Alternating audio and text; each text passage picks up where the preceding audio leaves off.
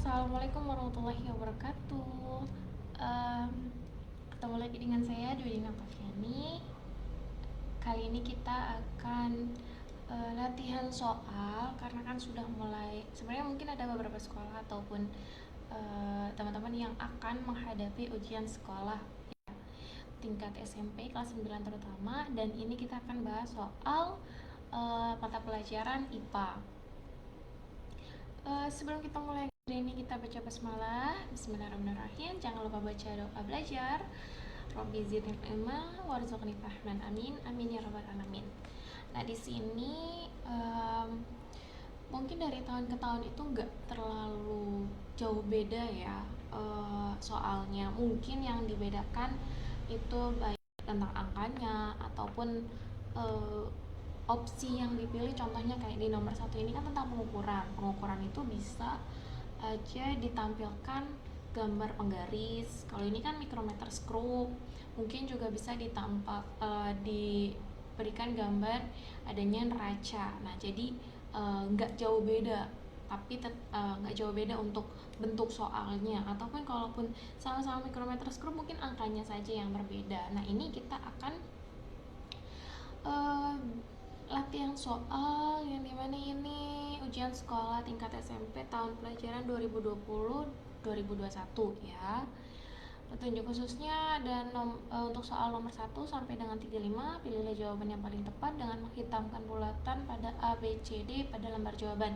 Jadi teman-teman mungkin sudah terbiasa ya semenjak tryout yang lalu, ataupun mungkin ada beberapa sekolah yang kalau ulangan sudah memakai LJK atau lembar kunci jawaban yang harus menghitamkan bulatan-bulatan tersebut. Nah, jadi mungkin ini akan dibagi menjadi 2 part ya videonya karena cukup panjang. Untuk pilihan gandanya ada 35 soal dan ada 5 esai. Jadi totalnya ada 40. Mungkin untuk part pertama ini kita 1 sampai 20 soal saja dulu ya. Oke, nggak lama-lama kita langsung mulai aja. Nomor 1, perhatikan hasil pengukuran benda berikut. Di sini ada micrometer screw. Hasil pengukuran benda yang ditunjukkan pada micrometer screw tersebut adalah, nah ingat, untuk micrometer screw itu kan ada skala yang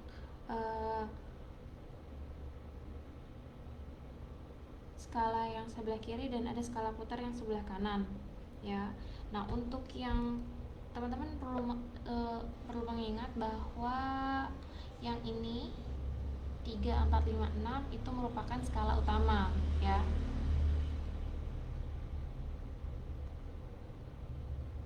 Kemudian kalau misalnya dilihat dari sini, ini skala utamanya itu menunjukkan angka 6,5 mm ya. 6,5 mm. Kenapa berhentinya skrupnya itu kan setelah angka 6,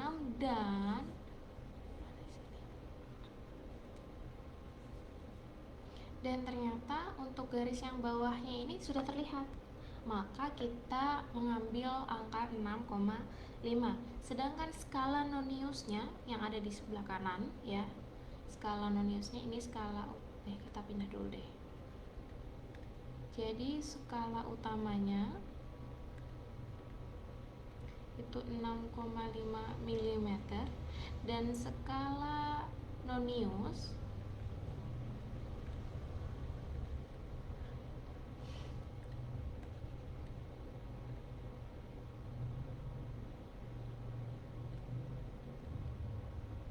itu yang sebelah kanan pada skrupnya ternyata sejajar atau berhimpit di angka 34 ya. Nah, ingat skala nonius artinya ini setara dengan 34 per 100, atau kita langsung aja 0,34 mm. Nah, bagaimana untuk mencari hasil pengukurannya? Tinggal ditambahkan skala utama ditambah skala nonius. Jadi 6,5 ditambah 0,34, hasilnya 6,84 mm. Jawabannya yang D ya. Kita lanjut ke nomor 2, perhatikan peristiwa perubahan zat berikut. Nah, Nomor 1, jagung digiling dengan tepung maizena. 2, air dibuat menjadi es batu. Kemudian nomor 3, singkong berubah menjadi tape. 4, perkaratan pada jembatan yang terbuat dari besi. Teman-teman mesti ingat ya, peristiwa berkenaan perubahan kimia itu ini kan ditanyanya ditunjukkan oleh nomor yang mana ya. Nah, ingat, perubahan kimia itu adalah perubahan pada suatu zat karena reaksi kimia yang dapat menyebabkan timbulnya zat baru. Ya, jadi karena adanya reaksi kimia yang menyebabkan timbulnya zat baru. Nah, kalau di sini kita bisa lihat kira-kira yang adanya reaksi terhadap antar zat ya menjadi suatu zat yang baru, itu yang pilihan yang mana. Nah, kalau misalnya kalau untuk mengingatnya lagi juga, perubahan kimia ingat tidak bisa diubah ke bentuk semula atau bahasa lainnya irreversible ya. Kemudian setelah terjadinya reaksi kimia biasanya sih ditandai dengan adanya perubahan bentuk dan pembentukan gas, endapan warna, kemudian ada pun perubahan energi. Oke. Contohnya itu kalau air dibuat menjadi es batu nomor 2 itu kan bisa balik lagi ya, es batunya bisa jadi air lagi. Jadi yang ada nomor 2 nya salah ya, karena ini termasuk perubahan fisika. Duanya coret. Nah, berarti antara B dan D. Oke. Kemudian jagung digiling menjadi tepung maizena, singkong berubah menjadi tape. Nah, ini singkong berubah menjadi tape, dia akan ada menimbulkan gas juga, ada perubahan bentuk, kemudian perubahan energi dan terbentuknya zat baru yang tadinya hanya bahasanya kandungannya singkong dan kemudian ditambah campuran dengan ragi ya. Nah, berubah menjadi tape. Jadi ada nomor 3-nya. Nah, tetap ya antara B dan D. Dan kemudian yang kedua itu adalah perkaratan pada jembatan yang terbuat dari besi karena adanya reaksi besi dengan H2O atau air dan oksigen. Jadi jawabannya yang D. Nomor 2, berdasarkan gambar tersebut nomor 3. Berdasarkan gambar tersebut, nomor atom,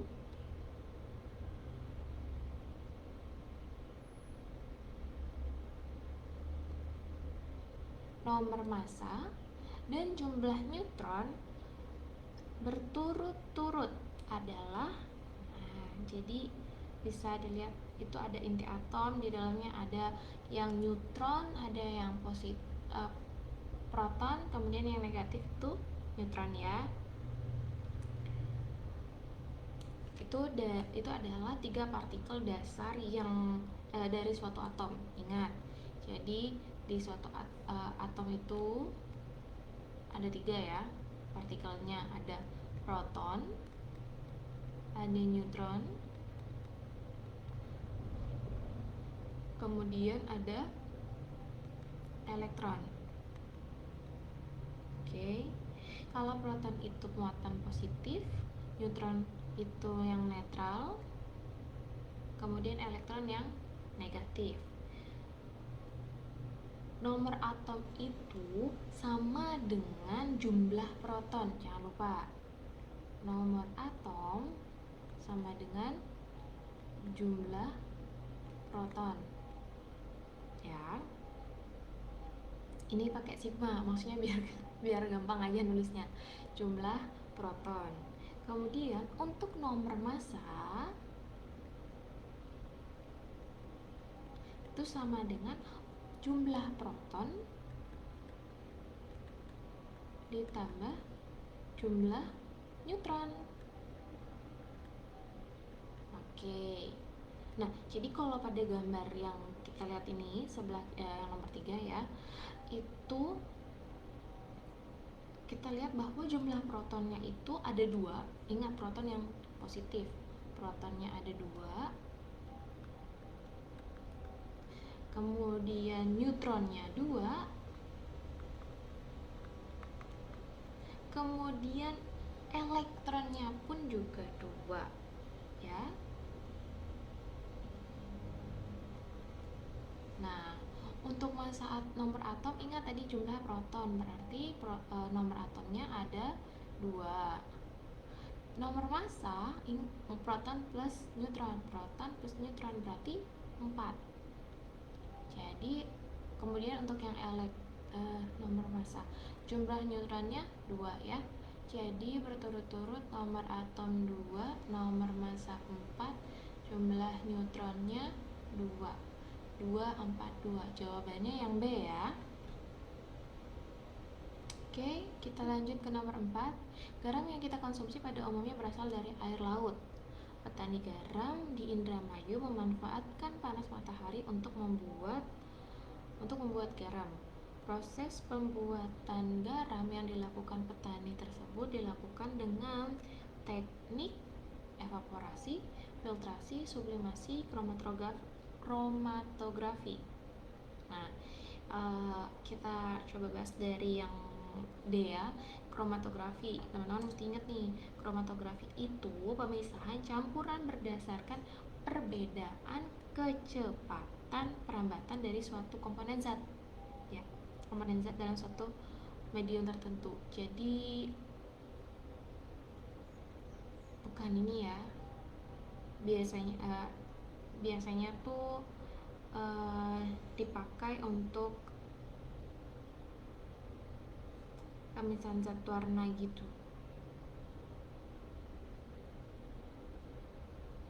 Kemudian kalau sublimasi itu pemisahan campuran antara zat padat dengan zat padat yang mudah menyublim. Contohnya apa? Ada misalnya tercampurnya kapur barus dengan pasir. Nah, kapur barus itu kan mudah menyublim, sedangkan pasir enggak. Nah, itu kan kedua zat padat tapi salah satunya yang mudah menyublim. Jadi untuk memisahkannya dengan cara sublimasi, nanti kapur barusnya itu akan menguap, kan dipanaskan ya. Mungkin lain waktu kita bakal kasih tahu gambarnya ya, bagaimana bentuk dari penyubliman atau sublimasi. Jadi nanti dipanaskan, kapur barus itu akan menguap, lalu pasirnya yang tertinggal ya. Kemudian kalau filtrasi itu metode yang digunakan untuk memisahkan cairan dan padatan yang tidak larut dalam cairan dengan melewatkannya pada saringan berpori. Contoh gampangnya itu kayak air kopi ya. Misalnya kopi itu ingin dipisahkan, air kopinya itu air sama kopinya ingin dipisahkan. Jadi nanti ada wadah ya, kemudian di atas wadah kayak Erlenmeyer boleh, gelas kaca juga boleh. Nanti di atasnya itu dikasih corong, di corongnya itu dilapisi dengan kertas saring, dituang tuh nanti ya. Setelah dituang, nanti kan airnya akan terus ataupun masuk ke dalam wadahnya dan kopinya tertinggal di kertas saringnya. Nah, kopi yang tertinggal di kertas saring itu disebut dengan residu, sedangkan air yang lolos dari penyaringan disebut dengan filtrat. Nah, untuk filtrasi tidak cocok untuk pembuatan garam. Jadi yang paling tepat itu adalah evaporasi ya.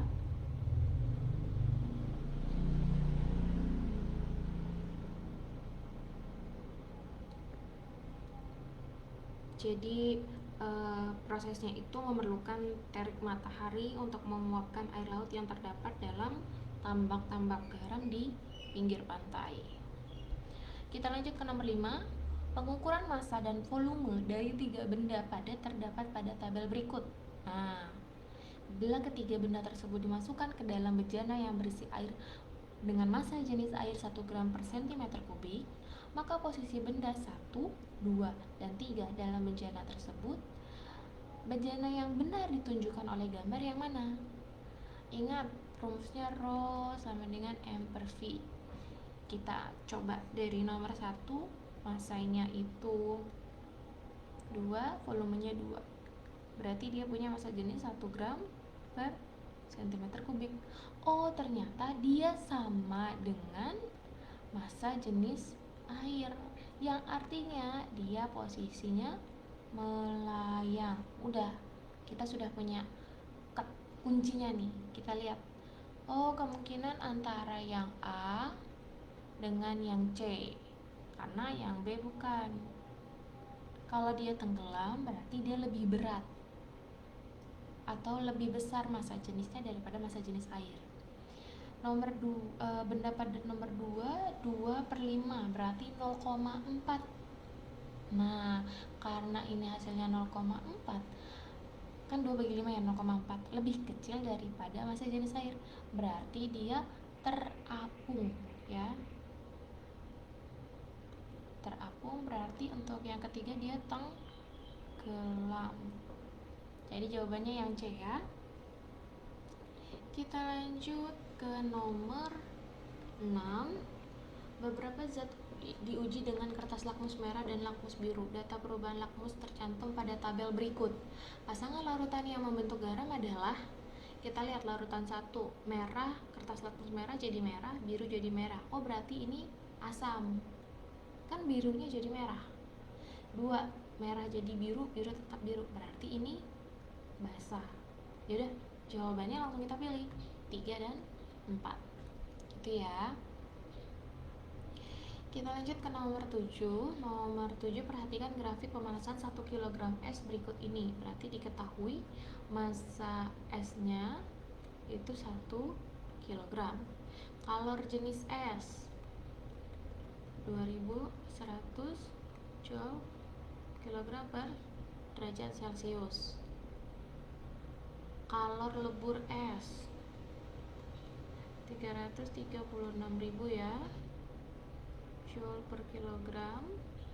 Kalor jenis air 4200 joule per kilogram derajat Celcius. Maka kalor yang dibutuhkan dalam proses PQR. Oke.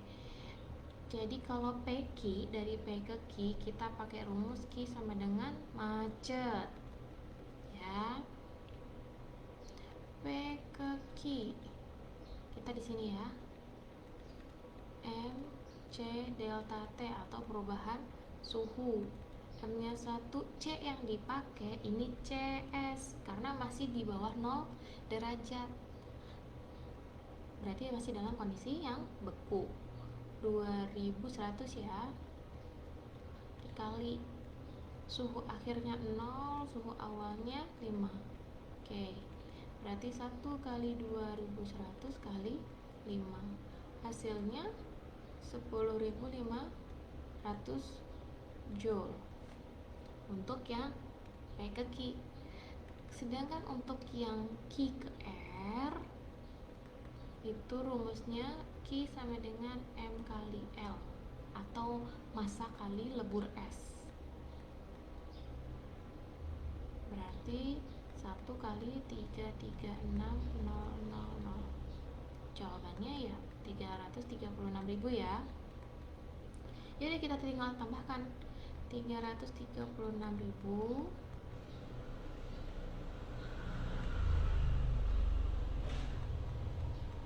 ditambah 10.500, 005643. Jawabannya yang D ya. Oke, kita lanjut ke nomor 8. Saat praktikum IPA, Anissa memanaskan sebuah bimetal yang terbuat dari lempengan tembaga dan besi dengan api. Ingat, di garis bawah ini ternyata dipanaskan. Jika koefisien Y panjang tembaga 17 kali 10 pangkat min 6 per derajat Celcius, sedangkan besi 12 kali 10 pangkat min 6 per derajat Celcius, maka bentuk bimetal yang terjadi adalah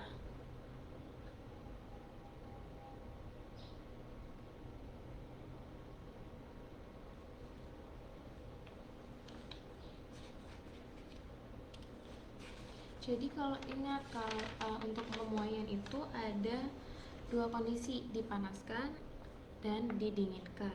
Nah, kalau ini kan dua keping bimetalnya koefisiennya berbeda ya, koefisien Y-nya berbeda. Jadi kalau misalnya dipanaskan, ya, keping bimetalnya akan melengkung ke arah logam yang koefisien muainya lebih kecil. Jadi kalau dipanaskan melengkung ke angka yang kecil. Berarti di sini melengkungnya ke arah besi. Berarti jawabannya yang B. Sedangkan kalau kondisinya dingin atau didinginkan, melengkungnya,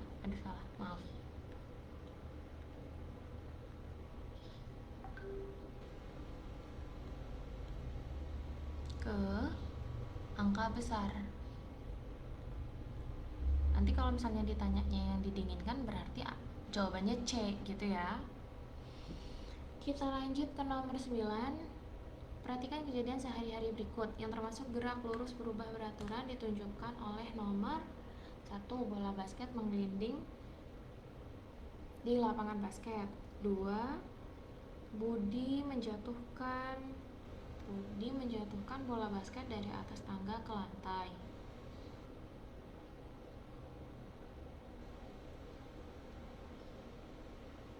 Mobil mainan digerakkan dengan baterai. Tamiya meluncur pada lintasan yang termasuk gerak lurus berubah beraturan.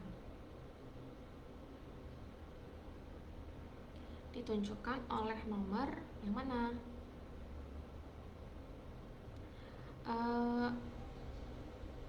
Sebentar.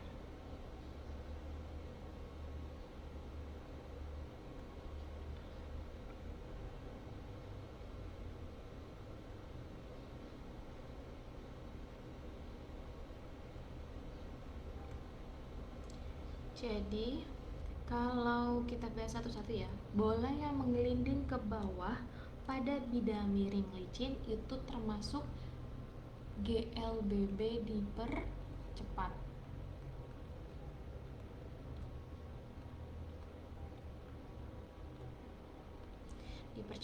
Kenapa?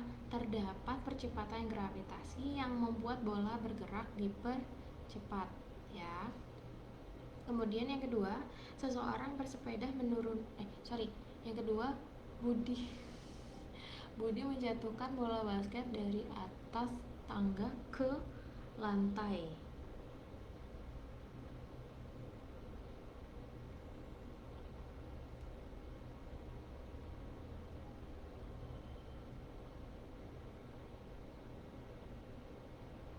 Itu juga GLBB dipercepat ya, karena kan dia adanya percepatan gravitasi yang membuat si bola yang jatuh itu nanti makin lama makin kencang gitu ya.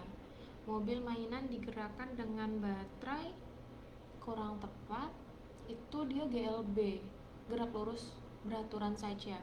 Kemudian Tamiya meluncur pada lintasannya, sama, dia juga GLB ya. Jadi jawabannya yang nomor 1 dan 2.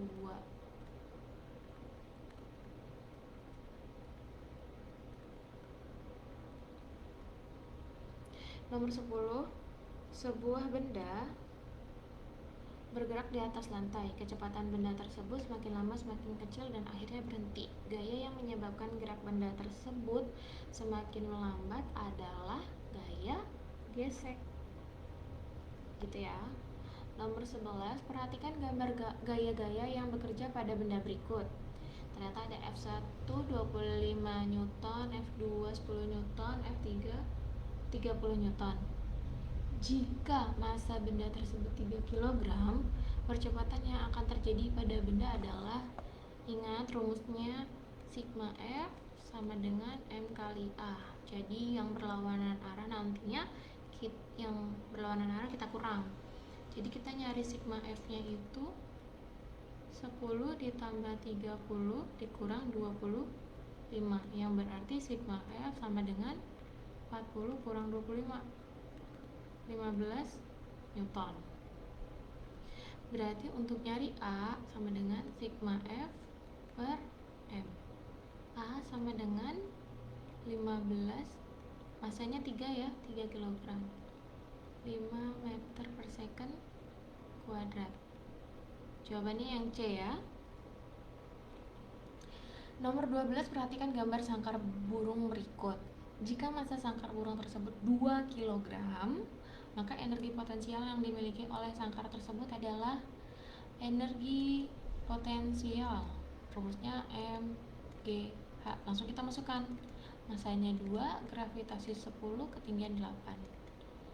20 kali 8, 160 joule. Insyaallah pada paham ya. Kemudian perhatikan gambar tuas berikut. Tuas ini akan menghasilkan gaya kuasa F paling kecil bila beban W diletakkan di titik mana? Ini dilihat W-nya kondisinya di ujung, F-nya juga di ujung ya.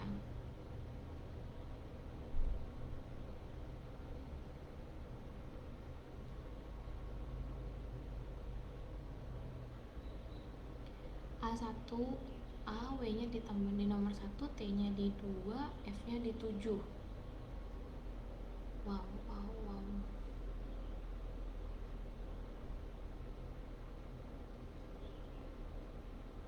2, W-nya di 2, T-nya di 3, F-nya di 7, C-nya 1, T-nya di 5, F-nya di 6, W-nya di 3, tumpunya T-nya di titik 4, F-nya di titik 7.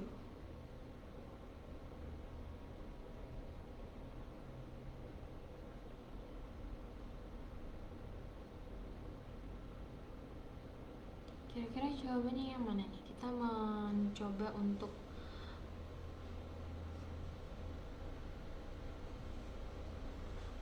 melihat bahwa saat kita mengangkat bebannya itu biar kita lebih mudah.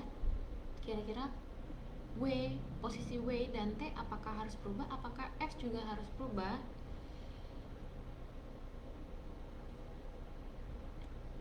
Kan beban itu akan semakin berat jika diletakkan jauh dengan titik tumpu. Ingat, beban makin berat jika jauh dari ini aja ya, T ya, W berarti W makin berat jika jauh dari T. Dihapus dulu, kita bedain warnanya aja.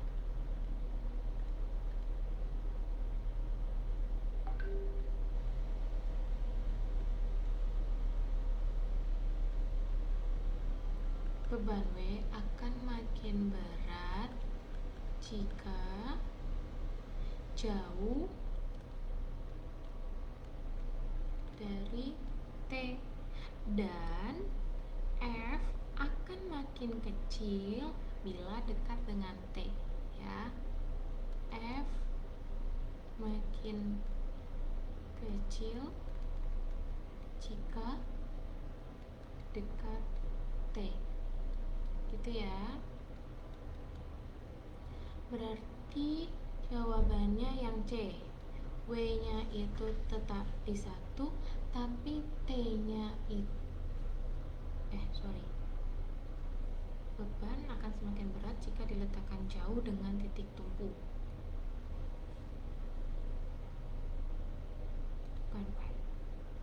Sorry.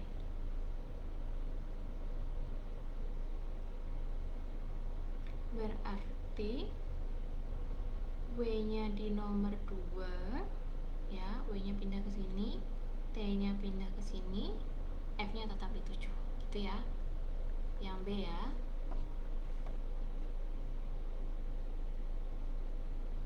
Jadi jawabannya yang B. Kita lanjut ke nomor 14. Pernyataan di atas yang merupakan akibat rotasi bumi. Matahari terlihat terbit dari timur dan terbenam ke barat, betul. Adanya pergantian musim, hati-hati musim, itu dia revolusi. Kemudian lama waktu siang dan malam di khatulistiwa berbeda. Lama waktu siang, revolusi. Tempat di wilayah timur dan barat memiliki perbedaan waktu. Jawabannya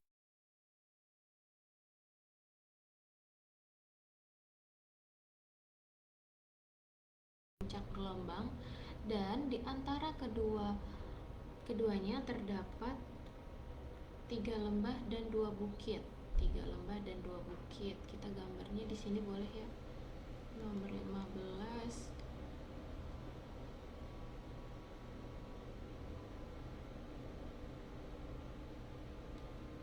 Tiga lembah, 2 bukit. Oke.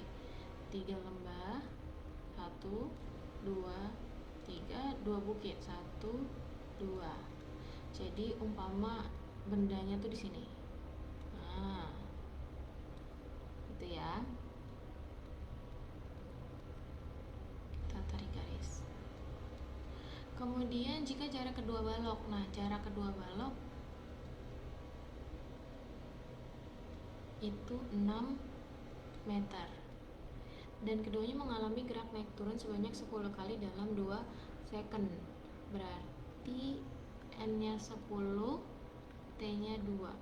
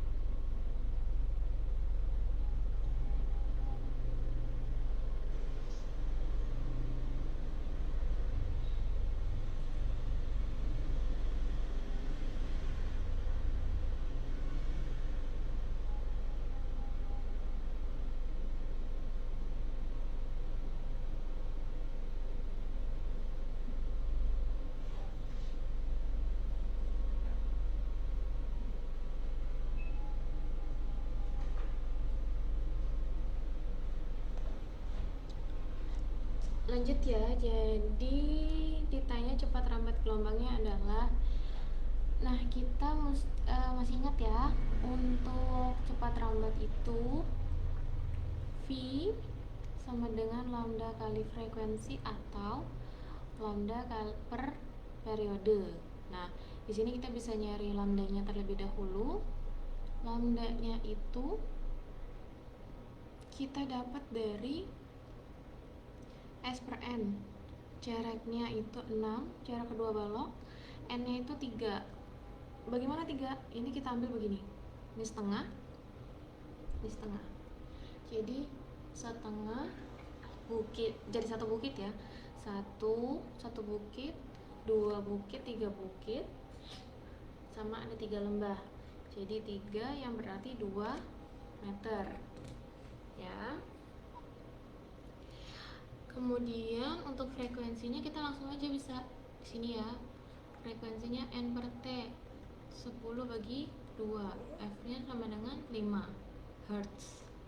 Yang berarti cepat rambatnya V sama dengan lambda kali frekuensi 2 kali 5. 10 meter per second.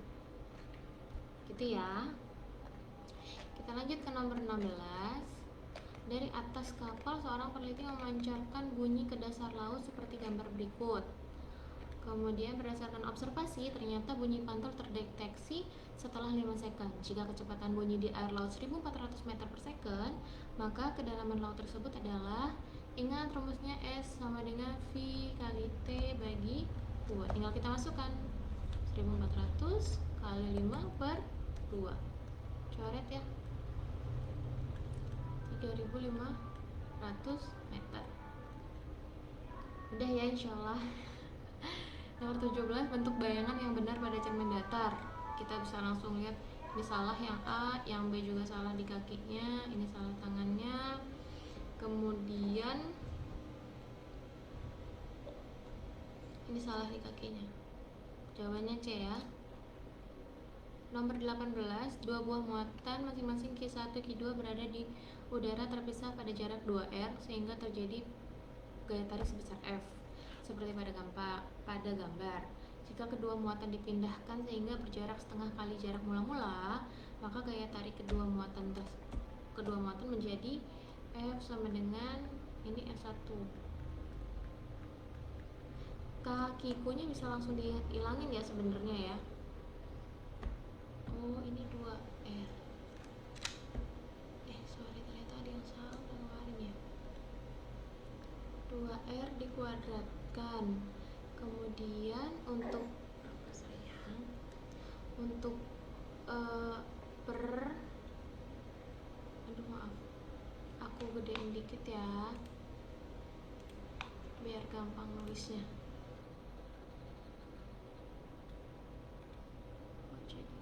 F1 sama dengan kakiku, ini 2R per V2 nya kakiku setengah kali jarak, setengah R. Setengah kali jarak mula-mula, berarti setengah kali jarak mula-mula ya, berarti R doang dong ya.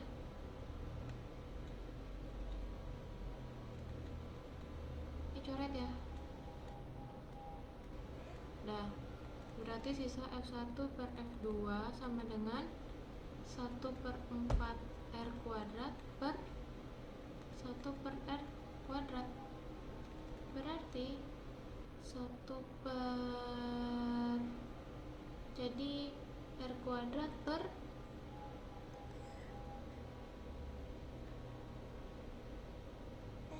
4R kuadrat. F1 per F2 sama dengan 1/4. Berarti untuk nanya F2 nya sama dengan 4 kali F ya, 4 dari F1. Jawabannya yang A ya. Kita lanjut ke nomor 19, besar kuat arus yang mengalir dalam rangkaian tersebut. Ya, kita cari yang R paralelnya dulu. Ada ini kan 1/, ya. 1/3 ditambah 1/6. 3/6 berarti R paralel sama dengan 6/3, 2 ohm ya. Lalu kita tambahkan untuk R totalnya sama dengan 2 tambah 1, 3 ohm. Jangan lupa rumusnya VIR nih. Terus ya udah kita tinggal masukkan V kan yang ditanya apa tadi, kuat arus ya. Kuat arus berarti I sama dengan V per R. V nya 6 ya, nih per 3, 2 ampere ya. Jawabannya B.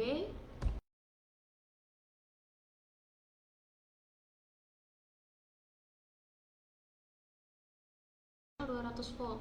Oh, ini nggak ada tempat, agak dihapus dulu bentar ya. Berarti I sama dengan V per R. V nya 6 bagi 3, 2 ampere. Nah, kita ganti warna ya, karena kayaknya nomor 20 nggak ada tempatnya. 20, transformator step up menghasilkan beda potensial 200 volt.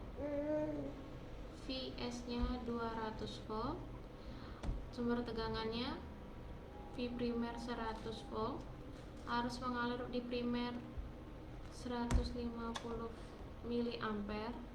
Yang ditanya IS nya berarti maka arus listrik yang mengalir pada kumparan sekunder berarti bisa VPVS ISIP ya, jangan lupa.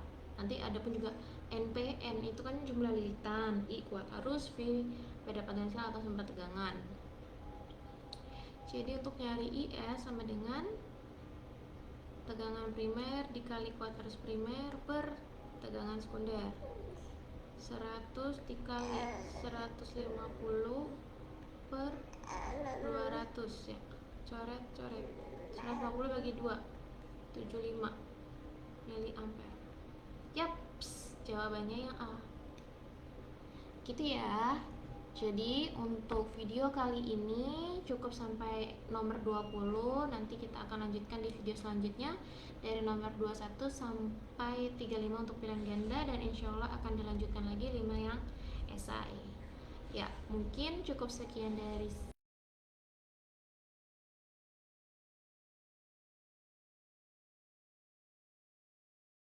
jika suka maka klik like, oke, dan bisa juga memberikan saran ataupun kritik di kolom komentar ya.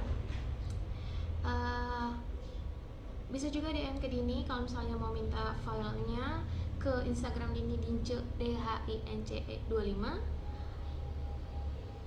Ya, mungkin cukup itu aja ya. Dan Facebooknya Dwi Dini Oktaviani, biasa DWI DHNI Oktaviani. Oke, terima kasih.